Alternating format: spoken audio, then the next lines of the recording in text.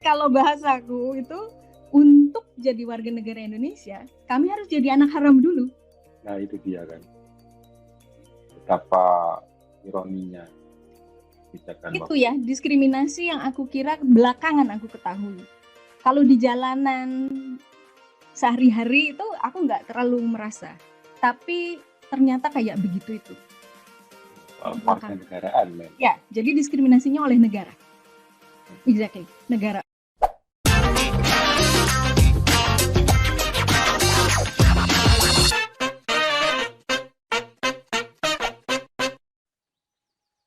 Halo Kak Evi, gimana kabarnya? Baik, Koiron. Kamu gimana kabarmu? Baik-baik ya. Itu mendung kayaknya ya. Ya, mendung di sini. COVID, mendung, nggak punya Iya. pekerjaan tetap. Sama dong nasib kita. Tapi kamu Oke juga pemirsa, mendung, kan? ya kali ini kita akan berbincang dengan salah satu wartawan senior atau jurnalis senior di Indonesia yang saya kira cukup dikenal di dunia jurnalistik secara nasional bahkan mungkin internasional, yang pernah bekerja di Jakarta Post, pernah di The Conversation, dan dulu juga aktivis jurnalistik yang terlibat di dalam isu perubahan tuntutan perubahan rezim ya zaman Orde Baru dan seterusnya. Dia adalah Evi Mariani. Nah, kebetulan Evi ini adalah teman saya juga dulu waktu di kampus sama-sama di UGM. Nah, masih seputar isu rasisme, kawan-kawan semua. Hari ini tentu kita akan melihat dari sudut pandang seorang Evi Mariani yang memiliki pengalaman jurnalistik yang sangat panjang, bekerja di beberapa media, dan juga dia bisa dikatakan sebagai seorang penyintas. Kalau kita menggunakan kategori etnis, ya, kalau kategori rasial ya, di Indonesia tidak dipakai. Itu memang sudah ditolak di beberapa tempat. Kategori etnis berdasarkan misalnya Undang-Undang Nomor 40 tahun 2008 diskriminasi etnis dan ras. Evi ini masuk dalam etnis Tionghoa. Kalau kita bilang Cina karena udah dibuka kan gambarnya dari Cina ke Tionghoa. Nah dia termasuk salah satu pelintas tentu saja, dan ini menarik bisa kita diskusikan bagaimana pengalaman real yang dihadapi oleh seorang Evi Mariani pun selain sebagai seorang penyintas dari sisi etnis, tapi mungkin juga dari sisi agama, dan karena dia juga perempuan, saya kira mungkin juga kita akan melihat bagaimana diskriminasi ganda itu terjadi. Nah, oke, Evi, mungkin bisa diceritakan aja, Vi, gimana pengalaman sebagai seorang Tionghoa. Mungkin kamu juga perlu merevisi apakah istilah Tionghoa itu tepat nggak sih buat kamu yang punya pengalaman sebagai seorang penyintas dalam konteks diskriminasi etnis ya. Kita sebenarnya istilah rasial sebenarnya juga agak ini ya, dari sisi historis agak baru sebetulnya, kecuali dalam konteks dulu di Cina istilah rasialisme dan macam-macam, tapi karena kita baru mengenal itu, akhirnya juga kemarin merebut ke Papua dan juga bisa dimulai. Terima kasih Koiron, ini mantan pemimpin redaksi saya waktu di majalah Pers Mahasiswa Sintesa Visipol UGM ya kan. Pepret kamu kan ya, atau pemimpin umum? Bukan, malah pemimpin umum aku. Wah, jadi lebih tinggi lagi. Sorry. Waduh. Ya, kerjanya cuma mimpin rapat soalnya. Nggak bisa nulis. Sama nyuruh aku sama Linda cari duit ke Jakarta. Iya. Oke. Saya mulai dari mana aku ya ini? Mungkin sedikit latar belakangku ya, lahir di mana dan kapan ya. Iya, betul. Ketahuan dong umurku. Nah kan kita udah bilang generasi X. Iya, Gen X. Aku lahir tahun 1976 di Bandung ya, di kota Bandung di Jawa Barat. Besar tumbuh sampai SMA itu di Bandung, nggak pernah keluar kemana-mana ya, paling ke Jakarta aja dulu itu. Tumbuh sebagai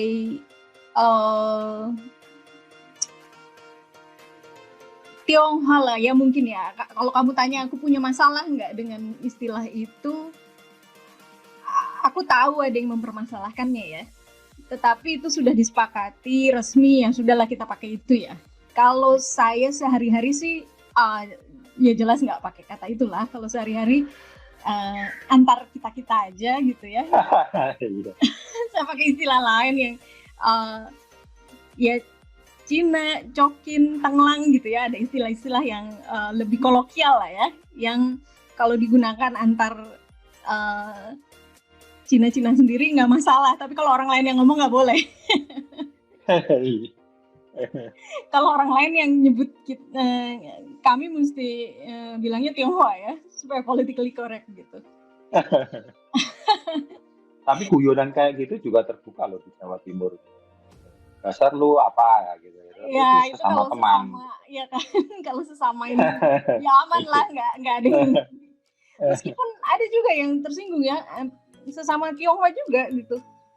Kan harusnya pakai kata Tionghoa ya lah gitu kan, kita sendiri udah tahu juga keadaannya kayak apa gitu kan. Oke, jadi tumbuh di Bandung itu saya dari SD sampai SMA sekolah Katolik ya, karena saya memang dididik juga oleh keluarga secara Katolik ya. Jadi memang bisa dikatakan saya tumbuh di satu gelembung lah ya, di satu gelembung minoritas gitu ya, meskipun kalau SD saya sih agak campur ya, ada yang muslimnya meskipun tidak banyak tapi ada, jadi nggak sangat bubble-nya nggak sangat tebal lah gitu ya. Kalau saya inget-inget sih ya nggak dramatis juga sebenarnya ya ininya ya, rasismenya ya. Cerita-cerita pengalamannya nggak dramatis ternyata ya. Cerita-cerita kecil ada lah ya, semacam yang saya kira semua Tionghoa mengalami ya, yang perempuan gitu ya, lagi jalan kaki dipanggil moy amoy gitu, udah biasa lah ya. Terus zaman dulu apa itu faktor karena Bandungnya ya, metropolis atau bukan? Kok kamu merasa tidak terlalu berat? Jangan-jangan berat, nggak tahu juga ya, tapi kan aku ukuran beratku kan sebenarnya kalau sampai udah dipersekusi dan segala macam kayak teman-teman di Papua itu kan berat sekali kalau menurut ya, meskipun semua rasisme, semua diskriminasi itu salah ya, dan sebenarnya saya juga sangat hati-hati ketika mau mengatakan mendingan di sini lo, beruntung lo gitu kan. Susah juga kan membandingkan kayak gitu, nggak bisa gitu kan. Lalu di Bandung enak, gue di Jakarta lebih parah misalnya gitu ya, atau itu susah lah ngukurnya, masing-masing punya subjektif lah ya, hampir-hampir gitu kan. Jadi kalau soal layanan itu akses itu ya memang KTP, sekolah, rumah sakit. Nah gini, ada bedanya. Karena aku di bubble itu kan, di bubble SD sampai SMA Katolik dan banyak Tionghoanya juga teman-teman. Sistem sekolahnya itu kan udah paham lah gitu, udah paham dengan persoalan-persoalan dokumen legalnya orang-orang Tionghoa, jadi nggak terlalu disoal gitu. Dan saya sampai SMA itu di Bandung kan belum bikin paspor, meskipun sering dengar susah bikin paspor gitu. Tapi kan saya ini Cina kere sebenarnya kan, dan agak stereotip. Kamu dari Babel ke Bandung naik apa? Mama punya warung gitu di garasi rumah gitu. Dulu dari Babel ke Bandung naik apa lu? Gimana? Dari Babel ke Bandung naik apa? Kan ngurus paspor loh. Naik dulu di Babel. Bubble gelembung itu loh, gelembung. Oh sorry ya. Bukan bubble Bangka Belitung, jadi gelembung gelembung apa? Ya sorry aku pakai kata ini ya. Gelembung itu loh, gelembung. Iya. Mungkin semacam echo chamber kalau zaman sekarang trennya ya. Jadi gelembung mungkin bisa dikatakan ya sesama Katolik, sesama Tionghoa lain ya. Di lingkaran di lingkungan yang tidak membuat saya berhadapan banyak dengan persoalan-persoalan legal gitu ya, dan juga anak-anak ya, maksudnya sampai SMA itu anak-anak yang berurusan begitu kan orang tua gitu. Tapi saya sebenarnya di Bandung itu sering pindah-pindah, tinggalnya sebenarnya di kampung, nggak pernah tinggal di kompleks gated itu nggak pernah. Jadi yang plural ya. Gitu. Ya misalnya gini ya, paling yang terasa itu misalnya kalau 17 Agustus itu ya, 17 Agustus tuh karena mama punya warung ya, dan mungkin dianggap kayak dulu ya, sekarang sih warungnya udah sepi banget, dianggap kayak lebih berada lah dibanding tetangga itu. Ada tekanan ngasih lebih banyak gitu buat urunan 17 Agustus gitu. Itu stereotip yang saya sadar dari kecil, udah sadar gitu. Udah sadar kayak seolah-olah kalau Tionghoa itu pasti lebih kaya, dan dengan demikian harus menyumbang lebih banyak gitu. Ya aku nggak tahu juga seakurat apakah betul-betul aku lebih kaya dari semua tetanggaku, aku sih nggak yakin gitu. Tapi stereotipnya itu berjalan ya. Ya ada stereotip itu, kayak harus memberi lebih banyak gitu. Apa ada di lingkunganmu itu ada Tionghoa yang lebih miskin? Maksudnya yang dari sisi ekonomi bermasalah, kemudian juga apakah juga mendapatkan perlakuan yang seperti itu atau tidak? Aku kalau di orang tua aku kan tidak pernah punya rumah ya, sampai tahun berapa gitu ya. Jadi sepanjang mereka menikah itu mereka kontraktor gitu ya, alias tukang kontrak, pindah sampai belasan kali seumur pernikahan mereka, sampai tahun berapa ya waktu membeli rumah yang sekarang itu. Nah aku tuh ikut 10 kali pindah kira-kira. Nah setiap kali pindah itu kampungnya selalu ada campur ya, dan Tionghoanya juga betul ada yang aku kira mungkin lebih miskin dari aku, ada mungkin yang susah lah atau sama susahnya lah sama aku gitu ya, satu level sama susahnya gitu, yang rumah, kalau paling tidak dilihat dari sisi rumahnya ya, misalnya rumahnya sama kecil atau agak lebih kecil dari rumahku gitu ya, ada juga gitu ya. Justru aku tuh tidak terpapar dengan Tionghoa yang privilege, yang kaya itu sampai SMP SMA. Nah, tidak terpapar itu artinya tidak bergaul dengan mereka? Iya, enggak. Karena SD ku itu termasuk SD ya lumayan, enggak jelek, tapi ya dulu tahun 80-an menengah ke bawah lah. Jadi aku tuh enggak ngerti gitu hidupnya yang kaya-kaya, sampai aku kenal teman-teman SMP SMA. Nah, di SMP SMA itu SMP SMA Katolik favorit Bandung lah zaman itu ya. Zaman dulu itu kaya-kaya betul itu, sampai ketimpangannya itu terasa bener. Jadi misalnya dari satu angkatan yang adalah banyak sekali ya, kayak 300 orang gitu satu angkatan ya. Itu yang naik angkot tuh paling cuma 5 orang termasuk aku. Berarti spesial kamu gitu. Pakai supir. Diantar supir. Ya. Jadi saking aku tuh ngelihat semua temenku kalau punya mobil tuh punya supir, dan aku waktu itu keluargaku nggak punya mobil. Itu ketika aku ke UGM, aku lihat ada temen punya mobil, aku sampai tanya loh sama dia, kok kamu nggak punya supir? Polos banget. Tahu nggak supir? Lah tapi kan kamu punya mobil. Nah terus kenapa? Kalau punya mobil apa aku punya supir? Lah iya, semua temen-temenku begitu kok dulu. Terus baru sadar belakangan, sebentar, salah kayaknya. Tapi itu ya mungkin itu juga paparanku terhadap ketimpangan struktural itu juga kurasakannya SMP SMA gitu ya. Dan memang ada perbedaan antara Tionghoa yang high class dan menengah bawah, cara bergaulnya, atau mereka berjarak atau bagaimana? Ada lah sama aja, makanya itu yang Sama orang sering berarti ya. stereotip ya. Orang sering stereotyping dan nggak sadar itu bahwa semua Tionghoa kaya itu kan nggak benar. Satu itu, kedua terus kalau ada Tionghoa kaya terus ada urusannya sama aku gitu kan nggak ada. Nah itu Mau dia. kenal aja enggak gitu, ada koneksi aja enggak gitu, mereka bantu saya juga enggak gitu kan. Nggak sepeser pun dapat uang dari yang kaya-kaya itu gitu kan.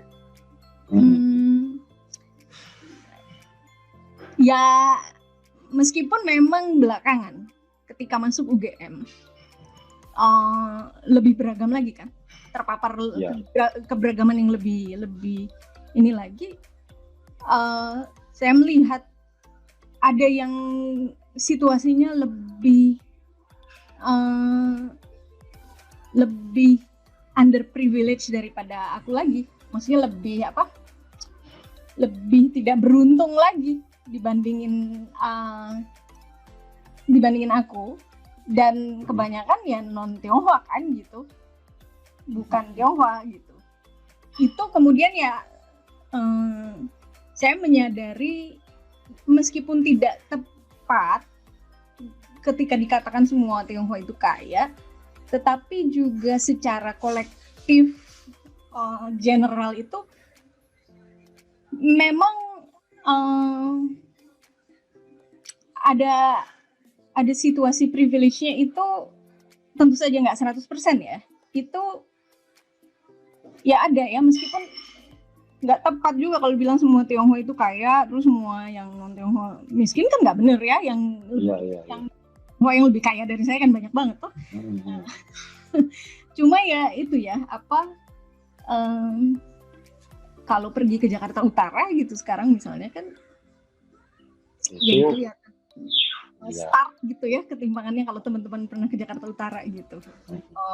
Dan sayangnya memang seolah terkait dengan seolah ada kaitan eratnya dengan di permukaan paling tidak lah gitu ya, sekilas pandangan mata aja gitu. Kemudian ya itu gitu ya, ada perasaan begitu gitu. Oh Tionghoa pada kaya gitu kan, yang ke mall gitu kan, sementara yang non Tionghoanya yang yang nyapu gitu kan, yang ngepel gitu. Ya, itulah yang sebetulnya terjadi, Bit. Saya merasakan betul bagaimana menggeneralisasi Tionghoa itu sebagai kelompok yang sama. Dia akan menghadapi stereotip yang relatif sama. Kalau dilihat dari pengalaman kan itu jelas beda kan? Apa? Ya itu tadi tidak bisa digeneralisasi pengalaman setiap orang yang beretnis Tionghoa kan, pengalaman sebagai Tionghoa yang kamu merasa bagian dari kelas menengah bawah atau menengah atas, dan itu berbeda kan? Ya inilah borderline lah. Dulu kalau 80-an tuh agak lebih agak lebih nuansa kelas tuh agak lebih sederhana kali ya kalau dibanding sekarang.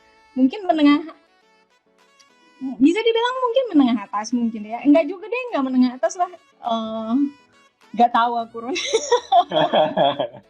Dan saya kalau sebagai orang dari etnis lain, kalau membaca sebuah surat kabar misalnya ya, yang menyatakan begini, 70% distribusi kekayaan di Indonesia itu hanya dikuasai oleh 1% penduduk Indonesia, dan 1% penduduk Indonesia itu sebagian besar adalah etnis Tionghoa, bahasa yang lebih kasar. Ya orang di luar kan, itu Tiongkok. Ya karena memang begini ya. Gitu. Sebenarnya bukan 1% gini kan. Misalnya kalau yang jelas itu yang data yang pernah aku baca kan begini.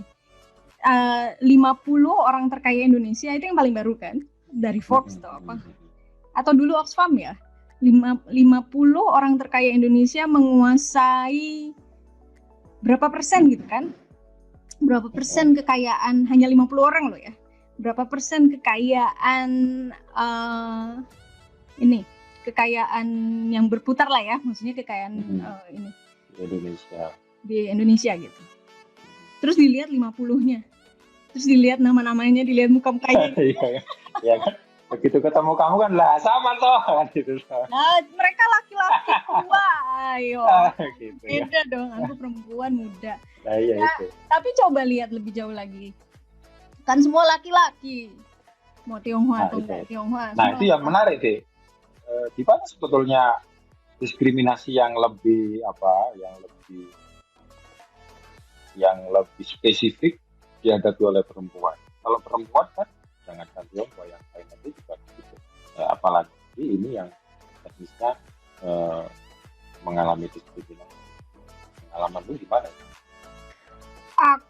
Aku beruntung bukan termasuk yang mengalami tragedi luar biasa 98 itu ya. Itu mengerikan sekali dan tidak diakui bahkan kan. Tapi ya sebagaimana perempuan di etnis lain gitu. Meskipun satu etnis itu ya atau minority group lah ya, satu grup minoritas itu jadi korban penindasan lah ya kasarnya gitu ya, atau korban diskriminasi, belum tentu si laki-laki yang ada di etnis itu tuh terus sadar gitu ya, ini nggak adil nih yang terjadi pada kita juga nggak boleh melakukan ketidakadilan gitu ya ke orang-orang di dalam masyarakat kita sendiri, kan nggak gitu. Yang terjadi kan ketika ada satu grup minoritas mengalami diskriminasi, mengalami ketidakadilan, yang jadi korban the bottom of the rung-nya lah gitu, yang paling bawah itu ya perempuan sama anak-anak biasanya paling gitu kan. Yang cowoknya didiskriminasi di luaran, pulang ke rumah marah ngegebukin perempuan gitu kan. Itu satu hal yang dari internal masyarakatnya sendiri. Belum lagi yang dari luar ya, seperti yang 98 itu kan dugaan pemerkosaan. Saya bilang dugaan lebih karena ini ya, disiplin jurnalistik katanya kalau belum ke pengadilan belum boleh dibilang ini gitu ya. Tapi ya kan banyak yang bersaksi itu benar-benar terjadi gitu kan. Ya itu secara legal dugaan, tapi secara sosiologis ya itu peristiwa. Nah, kamu sebagai sosiolog memang pasti. Iya kan, itu peristiwa, kamu bisa bilang peristiwa. Peristiwa itu belum bisa membuktikan secara legal. Betul. Saksinya banyak, saya sendiri juga dapat saksi dari suster-suster yang kita saya, bagaimana perempuan Chinese gitu kan, kalau kita bahasa itu ya ini perempuan, jadi tubuh perempuannya itu yang menjadi sasaran persekusi atau penganiayaan, bahkan kalau bahasa manusia mengenai etnis, jadi secara spesifik menuju pada etnis yang sama, tapi sebagai perempuan tubuhnya itu yang dilukai gitu, di bagian-bagian yang bukan keperempuanan, itu ekstrimnya kan.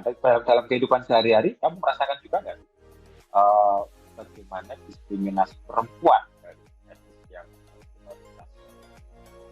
Ya amoy itu kan amoy gitu ya, meskipun yang cowok kena juga sih yang cowok kena juga ya. Ya dalam situasi diskriminatif begini sih ya memang sehari-hari sih nggak terlalu terasa, tapi ya itu begitu ada yang luar biasa besar terjadi ya perempuan lah yang diperkosa gitu ya.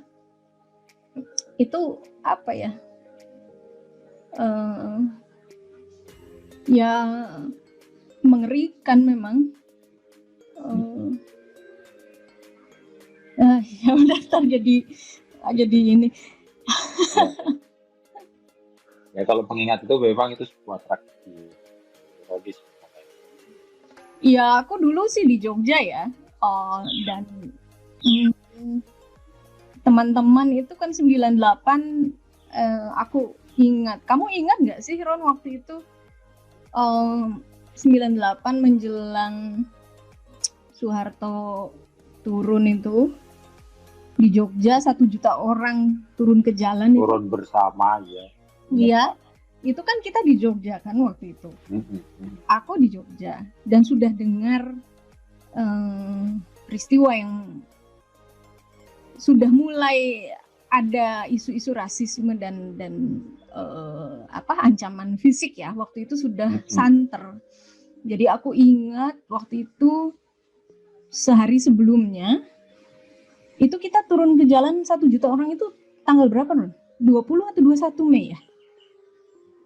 Saya agak lupa, 20 apa ya? 20 apa 21 gitu ya. Sehari sebelumnya itu teman-teman mahasiswa UGM rapat, lalu bagi tugas. Saya ingat harus ada yang piket di rumah, nggak boleh turun ke jalan. Tapi waktu itu meskipun teman-teman sangat mengkhawatirkan aku, yang kena tugas jaga piket di kos-kosan untuk nolongin kalau ada apa-apa itu loh, telepon dan segala macam, karena kita nggak punya handphone ya waktu itu ya. Jadi harus ada yang di dekat telepon gitu untuk kalau ada apa-apa temen langsung ke kos dia dan dia langsung telepon orang yang harus ditelepon gitu kan. Itu Amalinda Safirani kan yang aku ingat yang kena itu. Nah sebenarnya teman-teman waktu itu aku ingat melobi aku untuk Evi kamu jangan turun ke jalan gitu. Ya jelas semua orang khawatir karena udah ada gosip dari Jakarta sudah disiapin berapa truk isinya preman dan ini akan diturunkan ke Jogja dan preman ini akan menjarah rumah-rumah sama toko-toko Tionghoa di Jogja gitu. Dan saya juga sempat dapat info saksinya langsung loh, itu bukan gosip dan berhasil dihadang. Jadi kamu beruntung sebetulnya. Jadi waktu itu teman-teman bilang begini, aku pakai topi, terus topinya kayak kupluk gitu, terus dijagain sama kayak pokoknya ada beberapa orang yang ditugaskan untuk mepet aku, maksudnya nggak boleh sampai aku terpisah sendirian gitu. Aku terharu banget itu teman-teman jagain betul ya. Takut memang. Dan ya setelah tahu ternyata benar tuh hasil ngeri banget. Bener itu. Saksinya cerita ke aku. Ini bercanda politically sangat incorrect ya, tapi ini bercandaannya kita dulu ya. Aku sih sekali aku ketawa tapi sedih gitu. Kan waktu itu udah banyak toko-toko Tionghoa yang ngecat ininya. Iya, rumah-rumahnya. Rumah-rumah di Malioboro itu, sepanjang Malioboro itu udah sejak beberapa hari sebelum tuh udah banyak gitu. Aku lihat sendiri waktu itu ditulisin milik Pribumi gitu. Sorry, bukan toko Tionghoa ya, toko yang bukan Tionghoa justru mungkin. Iya, Pribumi terus dikasih bahasa Arab. Iya. Saya ingat banget Allahu Akbar apa gitu. Sementara yang Tionghoa, aduh gimana ya gitu kan, mau nempel apa gitu kan. Terus kita tahu maksudnya ada sudah mulai ada tempel-tempelan begitu. Terus aku kan dulu punya pacar ya, pacarku bukan Tionghoa, tapi pacarku nggak di Jogja waktu itu. Terus teman-teman kan tahu, terus mereka bercandanya gitu, wah apa ditempelin aja Vi di inimu di dadamu milik Pribumi anjing. Sedih ya, maksudnya bercanda terus terdiam sendiri gitu kan, kok nggak lucu ya gitu kan, sampai harus begini gitu ya. Tapi memang situasinya ngeri real ya waktu itu. Tapi aku nekat karena ya aku pengen ya aku kan demo dari tahun berapa itu ya, aku masuk 94 kan UGM. Kita demo-demo itu dari tahun berapa dong? Kalau 95 udah mulai kita kan. 95 kan iya. Yang demo cuma 10 orang, 50 orang. Kecil lah. boro-boro 1 juta ya, pas giliran ada orang segitu banyak kan aku kayak ngerasa rugi lah, giliran pas 50 Nggak aku ikut ya. boleh ikut, pas giliran rame-rame masa nggak boleh. Jadi Iya, ya itu ya apa, ya aku tuh ini apa, mungkin satu dari sedikit Tionghoa yang waktu itu turun ke jalan ya kayaknya ya di UGM ya, nggak tahu iya. aku. Untung sekali berarti. Bisa involvement gitu kan dengan jutaan orang. Orang tua aku sebenarnya cemas banget. Ya, kalau kita lihat dari hasil reformasi itu ya, sebetulnya apa sih perubahannya setelah itu yang kamu rasakan ya, Ya diperjuangkan oleh teman-teman kita juga. kan seingatku dulu mulainya kan dari Megawati dulu ya, Imlek boleh dirayakan di umum gitu ya, boleh ada barongsai di tempat-tempat publik lah gitu. Lalu yang menurut saya paling berharga bagi keluargaku itu sebenarnya ini, jadi right away, bukan Mega, bahkan sebelumnya, jadi dari zaman Pak Habibie sebenarnya. Kalau orang bilang Gus Dur yang paling berjasa, itu aku setuju iya. Tetapi juga kalau aku lacak sebenarnya semangat reformasi itu kan sebegitu gelombangnya, sebegitu besar ya, sebegitu besar, dan luka Mei 98 itu sebegitu dalam ya, sehingga secara politis mungkin Pak Habibie waktu itu merasa perlu untuk langsung bikin satu kebijakan tertentu yang ini ya, yang kayak appeasing gitu ya, mungkin kayak menghibur lah gitu ya, mungkin ininya ya. Tapi itu ya bukan sekedar penghiburan, itu sangat fundamental. Kemudian itu adalah menghapuskan keharusan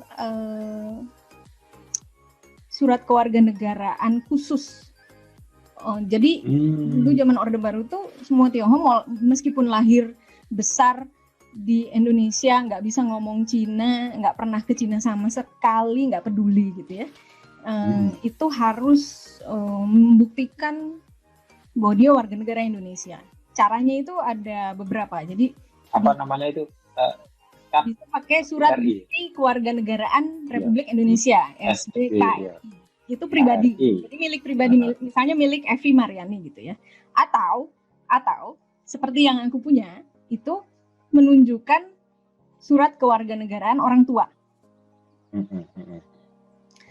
Nah, orang tuaku tuh punya anak 4. Terus di tahun berapa aku nggak tahu, orang tuaku itu menyadari bahwa surat kewarganegaraan bapakku itu aspal, istilah mereka ya, asli tapi palsu gitulah, aspal ya. Ditipu kayaknya dia itu dulu waktu tahun 60-an rame-rame kan pada bikin surat kewarganegaraan. Kan disuruh milih mau ikut Tiongkok atau Indonesia. Yang milih Indonesia kayak rame-rame bikin surat.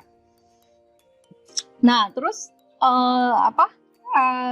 nah, konsekuensinya adalah karena 4 anaknya orang tuaku itu nggak ada yang punya SBKRI pribadi. Itu artinya kan kewarganegaraan kami nggak valid karena ngikut bapak kan. Iya. Jadi orang tuaku tuh harus di tahun berapa aku nggak tahu bikin surat cerai palsu. Ini udah ada saudara yang ini agen lah ya untuk urusan begitu katanya. Sebelum kakak pertamaku lahir. Jadi kakak pertamaku tuh lahir tahun 70 bulan Desember. Bapak ibuku tuh menikah Januari tahun 70. Lalu mereka bikin surat cerai bertanggalkan Oktober 1970. Jadi semua 4 anaknya itu sejak Oktober 1970 sampai adekku yang terakhir tahun 85 itu jadi anak di luar nikah semua. Jadi itu lebih mudah pengurus anunya dalam konteks. Jadi di akte kelahiranku anak luar nikah, aku cukup memberi surat kewarganegaraan mama. Karena yang bermasalah dari ayahmu ya, bapakmu ya. Iya, jadi pura-puranya di mata negara, pura-puranya aku nggak punya bapak. Iya. Di mata negara. Jadi Kalau bahasa agama berarti anak haram lebih aman di Indonesia daripada Jadi kalau bahasaku itu untuk jadi warga negara Indonesia, kami harus jadi anak haram dulu. Nah itu dia kan. Betapa ironinya kebijakan Itu ya diskriminasi yang aku kira belakangan aku ketahui. Kalau di jalanan sehari-hari itu aku nggak terlalu merasa, tapi ternyata kayak begitu itu. warga negaraan men. Ya, jadi diskriminasinya oleh negara. Exactly, negara.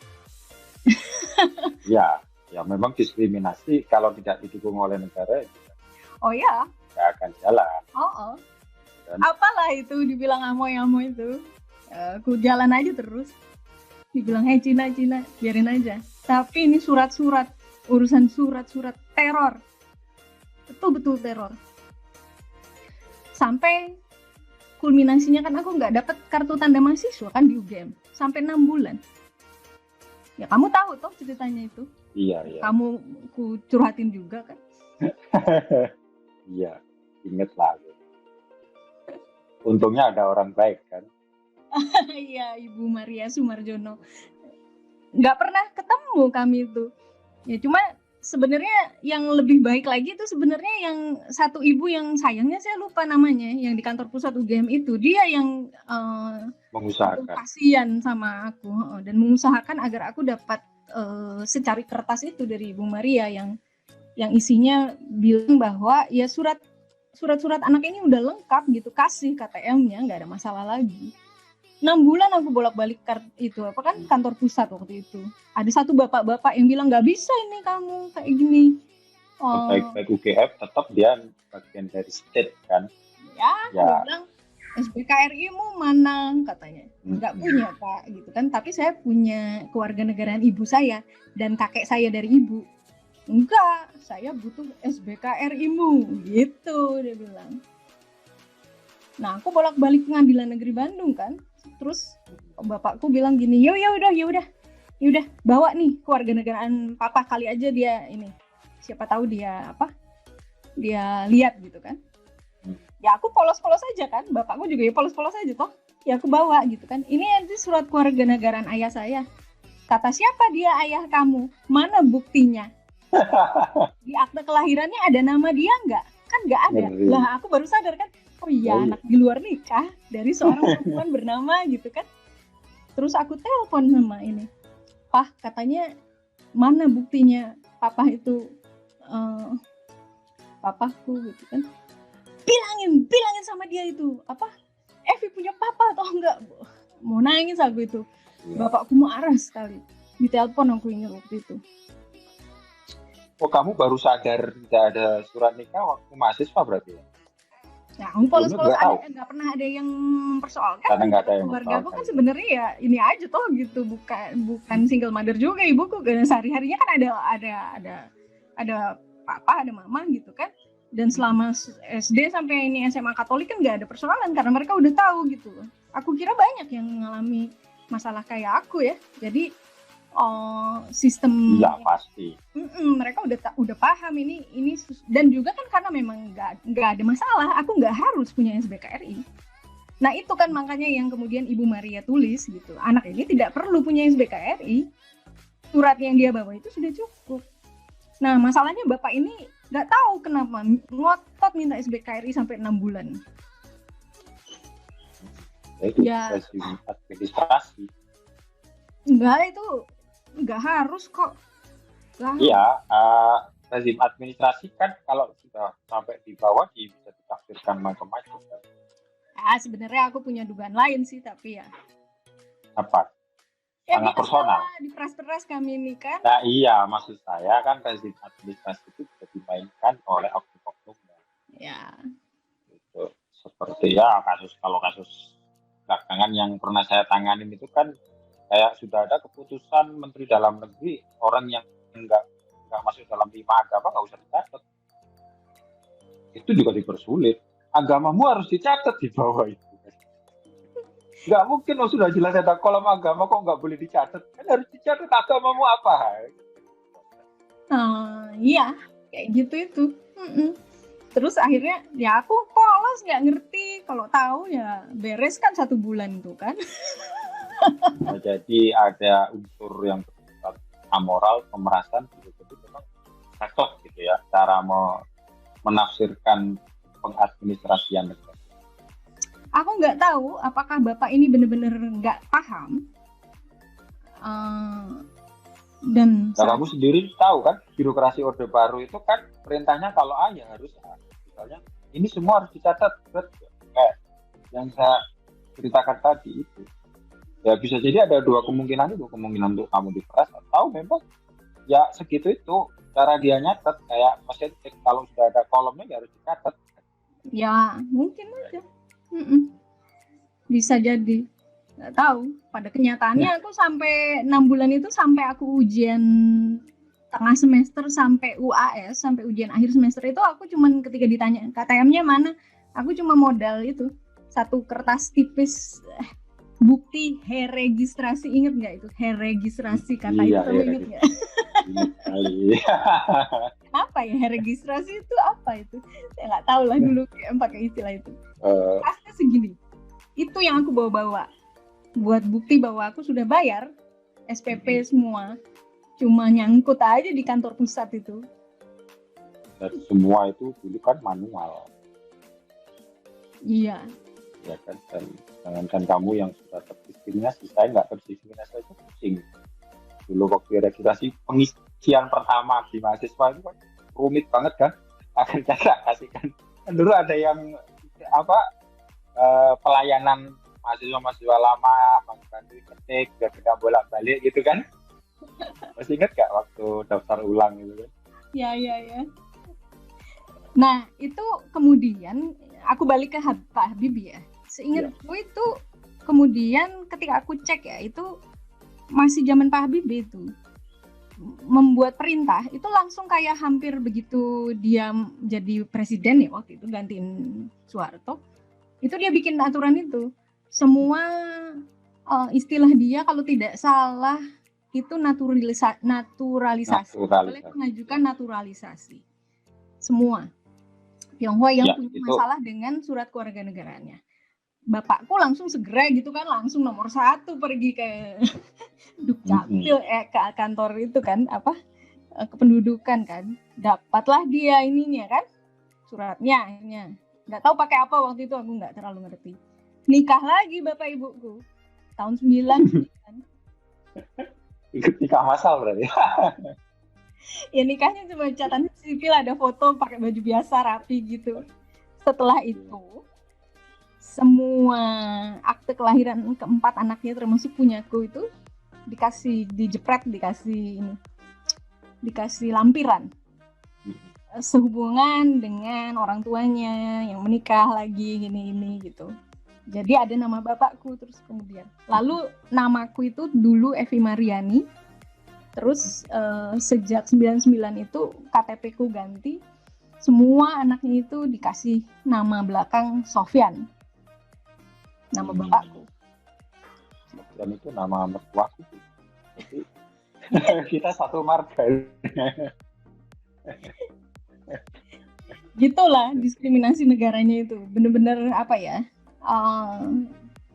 Ngeri itu. Nah, untungnya aku mulai bikin paspor itu setelah Orde Baru selesai ya. Nggak tahu aku ceritanya kalau teman-teman yang harus bikin paspor sebelum pas Orde Baru itu katanya susah banget. Ya, sangat susah. Dan saya juga dengar karena kamu tadi bilang soal kelompok high class di etnis Cina. Mereka menghadapi hal yang sama, tapi karena dia punya kemewahan ekonomi, dia gampang punya orang sendiri di birokrasi yang biasa untuk terus itu tentu saja dengan harga yang lebih mahal. Ya, itu atau justru karena dia dianggap punya kemewahan ekonomi, dipukul rata, diperas itu. Padahal belum semua mampu bayar sebenarnya. Itu dia, makanya. Yang mampu bayar semua itu akibat dari kebijakan. Dan betul itu, Habibie itu kontribusinya besar sekali. Selain SKBRI, dia juga yang membidani berdirinya Komnas Perempuan, salah satu kerja Komnas Perempuan, Komisi Nasional untuk kekerasan terhadap perempuan yang sekarang kantornya satu asap Komnas HAM itu kan menginvestigasi kekerasan yang tadi kita bicarakan terhadap perempuan-perempuan yang menjadi korban perempuan dilakukan. Ya, aku Kemudian kira dilanjutkan Ahok penguburan massalnya dan kita tidak terputus. Nah, aku kira ya aku sebagai orang yang kemudian gara-gara sospol UGM dan kayak orang-orang macam kamu itu ya yang lebih lebih nyambung dan lebih percaya sama teori struktural, buat aku tetap ya tentu saja berterima kasih pada Pak Habibie, meskipun menurutku itu tetap ini politiknya ya, zaman politiknya ya, artinya bukan karena dia secara personal malaikat atau apa gitu ya. Ya karena semangat reformasinya sedemikian membuncah gitu ya, dan seperti ngelanjutin mandat dan mungkin ada pressure yang besar, atau mungkin bukan pressure, aku nggak tahu juga ya ini apa kondisi dia waktu itu gimana ya. Tapi ya menurutku itu ya memang reformasi, jadi menurutku ya bukan terima kasih Pak Habibie juga ya, terima kasih teman-teman gitu kan, terima kasih. Betul. Semua Habibie bikin Komnas Perempuan bukan karena dia inisiatif sendiri, itu desakan dari para perempuan yang terlibat menjadi advokat-advokat di bawah kan. Betul, itu yang kita sering lupa ya. Jadi kita sering kadang-kadang memuji-muji elit politiknya tanpa iya, kayak BPJS itu memang dikiranya siapa? Iya. Itu yang turun. Kalau nggak ada desakan rakyat ya. Ya, yang dikata-katain bikin macet itu tuh. Masa terima kasih SBY, masa terima kasih Jokowi, ya juga sih, tapi ya nggak gitu-gitu amat lah. Orang yang terlibat banyak sekali. Orang lupa bahwa yang membuat orang baik di politik itu sebenarnya bukan karena kemauan baik mereka, tapi karena desakan dari kita semua, dari rakyat. Ya, betul. Jadi ya itu ya aku kira semangat reformasi ya, tapi itu di zaman Pak Habibie yang mengeluarkan peraturan Pak Habibie, ya give him credit when the credit is due gitu ya, tapi ya aku kira ya itu reformasi, terima kasih pada reformasi lah gitu kan, yang terus kemudian mengizinkan ada Presiden Gus Dur gitu kan, yang kemudian lebih jauh lagi bikin kebijakan yang lebih fundamental lagi kan untuk pengakuan ya. Tionghoa, dan juga kebetulan teman-teman warga Papua juga kan, Gus Dur itu kan juga otsus ya.